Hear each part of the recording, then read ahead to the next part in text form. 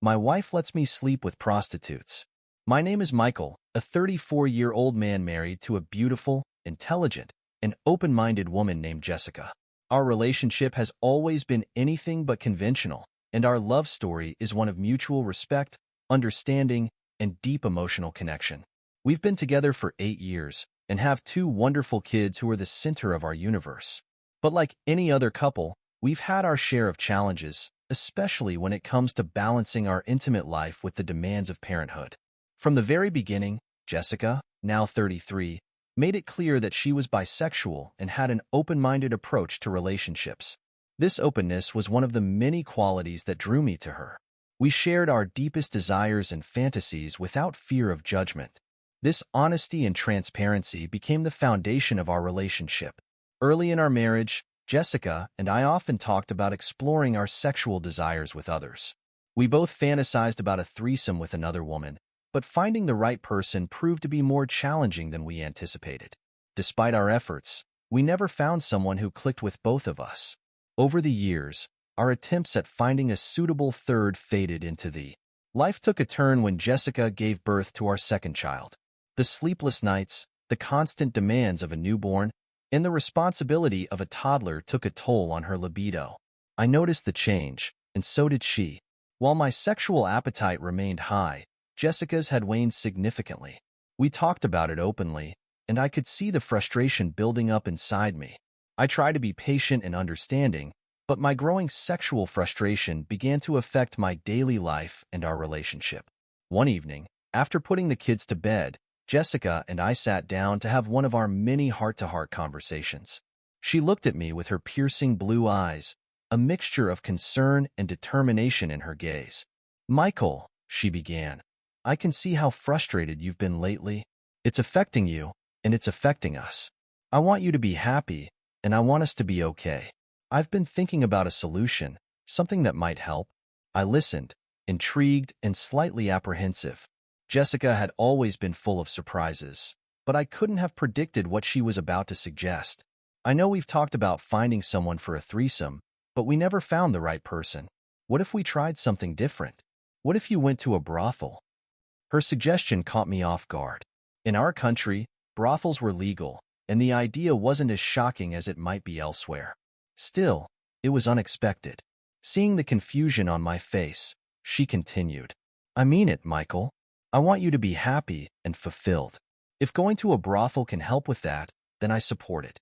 Of course, there would be boundaries and conditions, but I trust you, and I want you to trust me." We spent the next few hours discussing the idea in detail. Jessica's primary concern was ensuring that this arrangement wouldn't harm our relationship or our family. We set clear boundaries. I was to be honest about my experiences, and we would prioritize our emotional connection above all else. Jessica emphasized that this was about alleviating my frustration, not replacing our intimacy. A week later, with Jessica's blessing, I found myself standing outside a well-known brothel in our city. My heart pounded with a mix of excitement and nervousness. Inside, the atmosphere was surprisingly welcoming. The staff was professional, and the women were kind and understanding. My first experience was unforgettable. I felt a mixture of guilt and exhilaration, but the overwhelming sensation was one of relief. I had taken a step that many might judge harshly, but it was a step taken with my wife's understanding and support. That night, I returned home and shared every detail with Jessica. We talked for hours, reaffirming our love and commitment to each other. Over the next few months, visiting the brothel became a part of our routine. Jessica's support never wavered, and our relationship grew stronger. We communicated openly about my experiences, and I made sure to never let these visits overshadow my duties as a husband and father. Despite this unconventional arrangement, I always desired my wife. I would often try to initiate intimacy, but Jessica was too tired and preoccupied with raising our children. She reassured me that it wasn't about a lack of attraction, but rather exhaustion from the demands of motherhood. One evening, as we lay in bed, Jessica turned to me and said, "Michael, I hope you know how much I love you. This arrangement isn't just for you. It's for us. I don't want you to be frustrated or unhappy, and I hope you understand why I can't always be there in that way." I held her close, feeling a profound sense of gratitude and love. I understand, Jessica, and I love you more for this. You're giving me something I need, and I want to make sure you have what you need too. Our arrangement drew mixed reactions from those few friends we confided in. Some admired our honesty and open-mindedness, while others couldn't understand it. One recurring criticism was that I wasn't doing enough around the house or with the kids, and that was why Jessica was too tired for intimacy. Determined to address this, I stepped up my efforts at home. I made sure to share the responsibilities equally, even though I was the sole provider for our household. I took the kids out as much as possible, giving Jessica the space she needed. Despite my efforts, the kids' constant need for affection often left Jessica touched out. She needed personal space, and I respected that. Our journey wasn't without its challenges. There were moments of doubt and insecurity, but we faced them together. Jessica's unwavering support and our open communication were the pillars that held us up.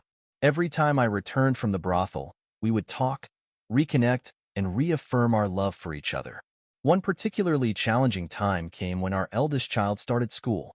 The added stress of school routines, homework, and extracurricular activities added to Jessica's exhaustion. I found myself juggling work, household chores, and parenting duties more than ever. But through it all, we remained a team. Jessica's libido didn't return to its pre-parenthood levels, but our intimacy deepened in other ways. We found joy in the small moments, a shared laugh over a silly TV show, a quiet evening after the kids were asleep, a spontaneous dance in the kitchen. Our love story was evolving, and we embraced every change. Looking back on our journey, I am filled with gratitude and admiration for my wife. Jessica's willingness to explore unconventional solutions to keep our relationship strong is a testament to her love and understanding. Our arrangement may be unusual, but it works for us. It has brought us closer, deepened our trust, and strengthened our bond. We continue to navigate the complexities of marriage and parenthood with honesty and openness. Our story isn't one of perfection, but one of resilience and adaptability. We've learned that love isn't confined to societal norms. It's about what works for the individuals involved. As I sit here, reflecting on our journey, I can't help but smile. Our marriage is a testament to the power of communication, trust, and unconditional love. Jessica and I have created a unique bond that defies conventional labels. Our relationship is stronger than ever, and I am endlessly grateful for the woman who stands by my side, supporting me in ways I never imagined possible.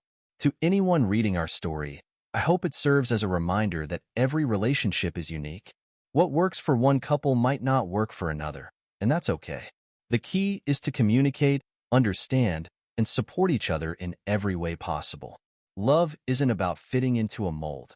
It's about creating a bond that is uniquely yours. Our journey is far from over, and I look forward to the many chapters yet to be written. With Jessica by my side, I am confident that we can face any challenge that comes our way, hand in hand, heart to heart.